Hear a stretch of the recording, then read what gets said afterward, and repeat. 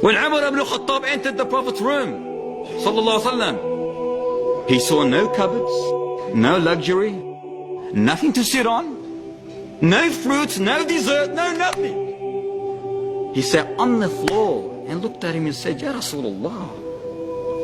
He started crying, Umar ibn Khattab. He started crying.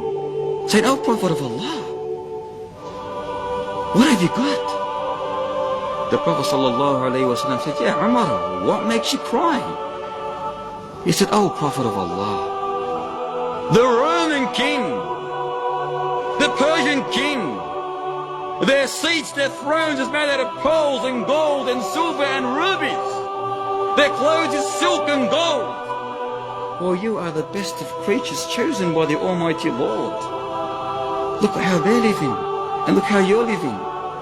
You know what the Prophet said? He said, Umar, with a smile, doesn't it suffice us that for us is the hereafter and for them is this world and only this world?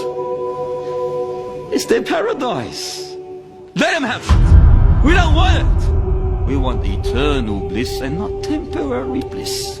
Because this is all it is in this life. A bit of enjoyment, that's all there is. And that enjoyment gets forgotten as soon as one dip in hellfire that happens to them. One dip, all the excitement and enjoyment in this life is finished.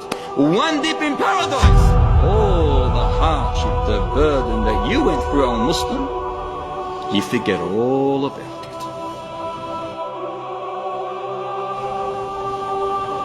The Prophet sallallahu alaihi wasallam never wore silk. He never wore gold. He never dressed arrogantly. He never appeared in front of people like he was a king or an emperor, even when he was the absolute ruler. And it was common for people to look around and want to think he should be sitting up someplace in a chair on a throne like other leaders. He should be wearing some gown of gold. He should be wearing some kind of crown. He should be a man with people around him serving him.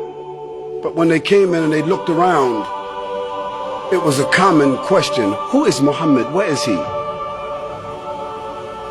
No one could tell who was the Prophet sallallahu alaihi wasallam among his followers, because his clothes and what he ate and where he chose to sit was never different from the other people.